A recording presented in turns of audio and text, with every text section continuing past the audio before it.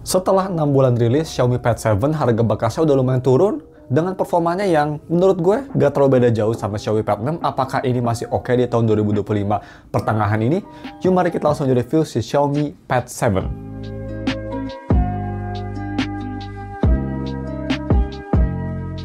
Halo guys, nama gue Steph dari Steph Tech dan mari kita langsung aja full review Xiaomi Pad 7 di Q3 2025. Pertama, untuk harga dan speknya. Harga sendiri gue beliin itu bekas di harga segini, 4,5 juta. Kondisinya full set, dan dia itu mulus banget, 99% pretty much like new ya. Sorry, ada motor bopung, seperti biasa motor kampungan. Dan untuk masalah garansi, dia masih ada garansi sampai Maret 2026. Oke, kalau misalnya kalian mau beli HP ini, tablet ini, atau wallpaper, gue udah taruh semua linknya ada di deskripsi. Untuk spek sendiri dia pakai Snapdragon 7 Plus Gen 3 yang masih oke lah. Terus dia udah UFS 4.0 yang cocok buat tabletnya, jadi cepet. Type-C juga udah 3.2, transfernya cepet. Stylus support udah magnetic, ada gyro juga, Bluetooth 5.4, dan juga punya baterai sebesar 8850 mAh baterai, dan ini bisa fast charging sampai 45 watt aja, jadi nggak kenceng-kenceng banget, tapi it's okay. Cuma dia udah ada magnetic connector, jadi bisa nge-connect keyboard juga dari keyboardnya Xiaomi ya pastinya. Oke, next untuk desain dan displaynya. Desain, Xiaomi sih desainnya nggak berubah-ubah semenjak Xiaomi Pad 6 ya, sama aja. Belakangnya ini kayak nge-mimic Xiaomi 13, tapi overall sih desainnya cukup oke, cukup aman, nggak over the top tapi nggak jelek juga. Udah cukup elegan untuk gue. Build sendiri dia pastinya full metal, samping belakang full aluminium metal, dan untuk layar depan dia bezelnya juga udah tipis ya, dan ini menurut gue kalau tablet ini udah cukup tipis. Gue nggak mau lebih tipis dari ini, soalnya kalau lebih tipis dari ini makin susah megangnya. Jadi nggak ada masalah. Dan untuk display ini juga cukup oke. Dia itu displaynya 11 inci dan warnanya menurut gue ini bagus banget, vibrant buat nonton film. Enak banget, tapi kontrasnya juga oke. Jadi kalau misalnya nonton film yang banyak scene gelap, masih enak dan nggak bikin pusing. Jadi overall jernih, vibrant, enak lah ini untuk layarnya.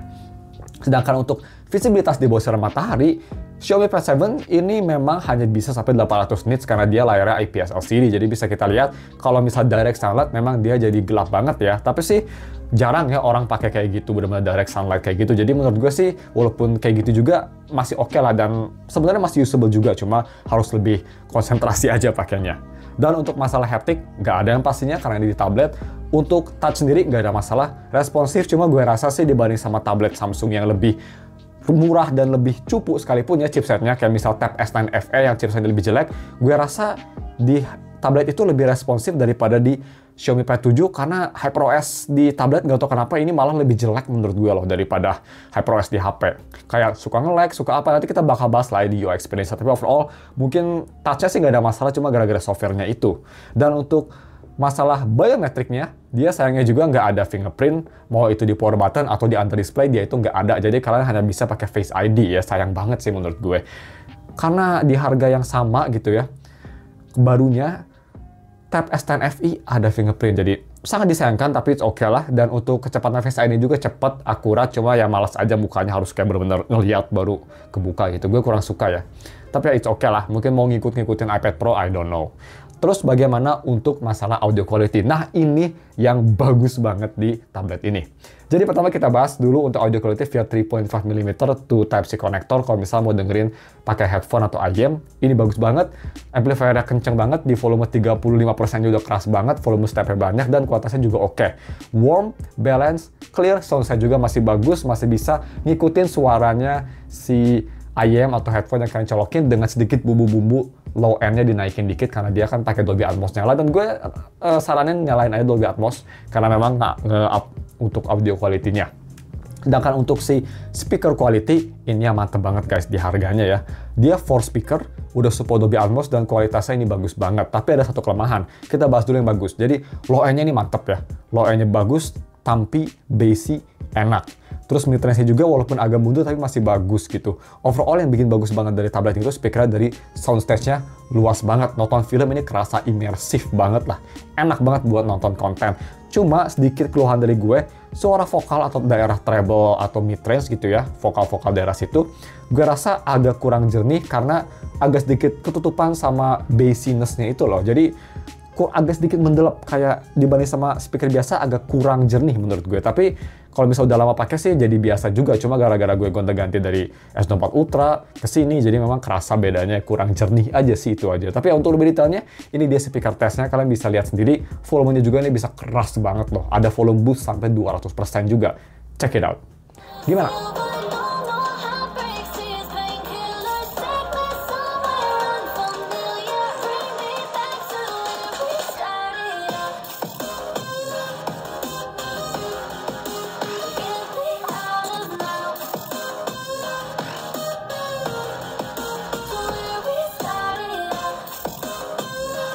Check it out.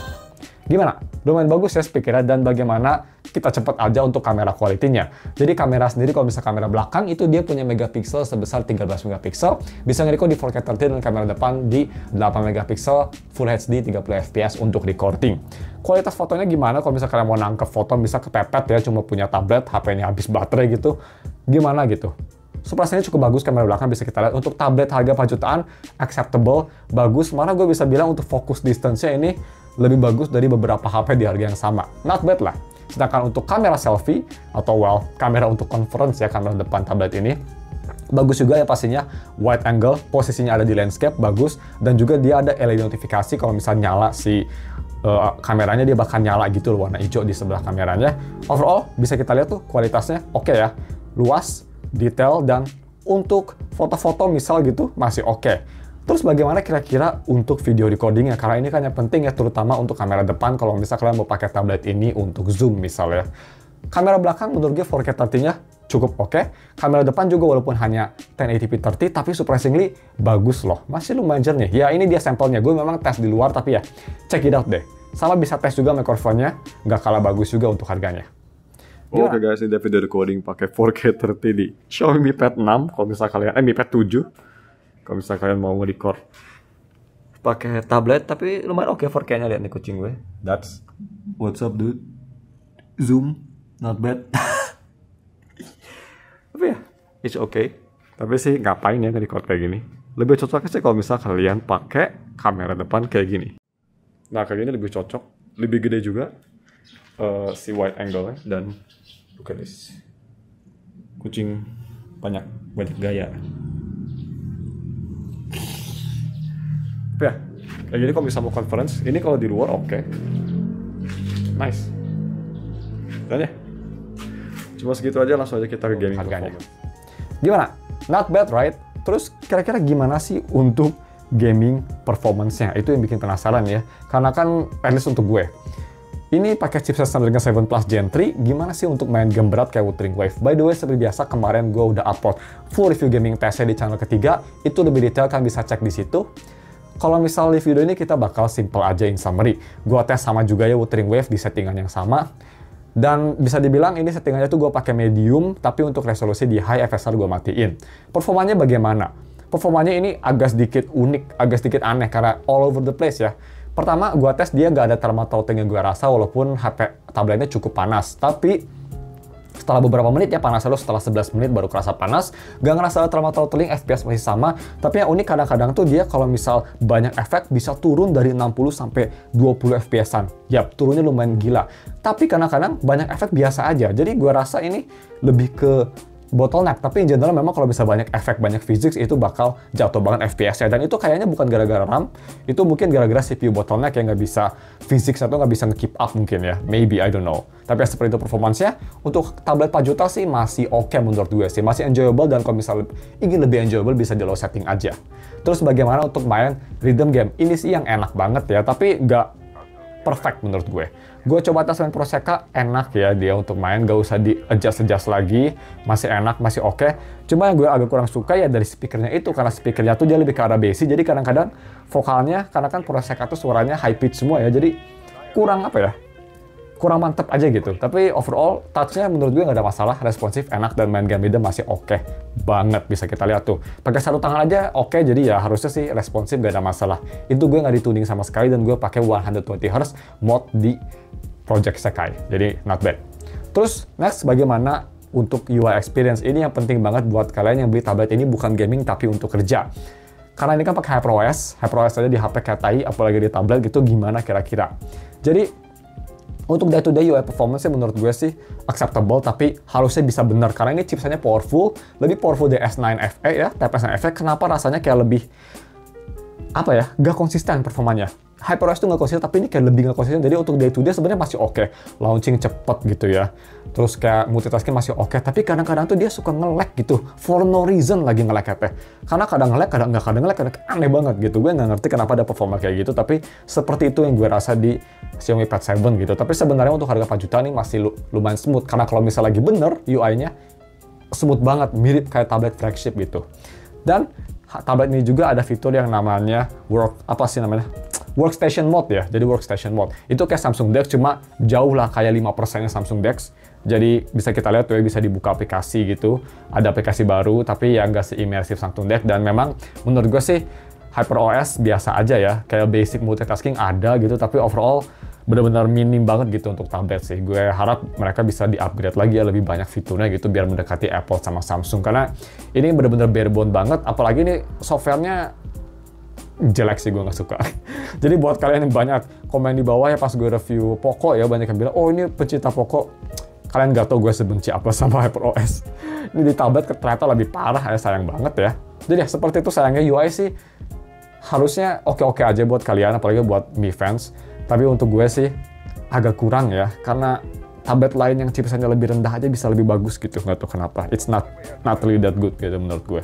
Di harga 4 jutaan mungkin mendingan beli kayak iPad 10 aja gitu kalau ingin nyari smoothness. Karena ini memang kayak sekarang ya, lihat tuh lagi smooth, tapi karena dia suka tiba-tiba kayak stutter, terus karena suka kayak gesturnya tuh nggak mau ke trigger gitu, nggak tahu kenapa. Kalau pakai full gesture nyebelin banget. Itu aja sih, daripada gue kebanyakan ngomong kalau jadi ngeluh-ngeluh, kita langsung aja moving on ke yang terakhir, yaitu battery life-nya. Ini salah satu yang bagus banget dari tablet ini.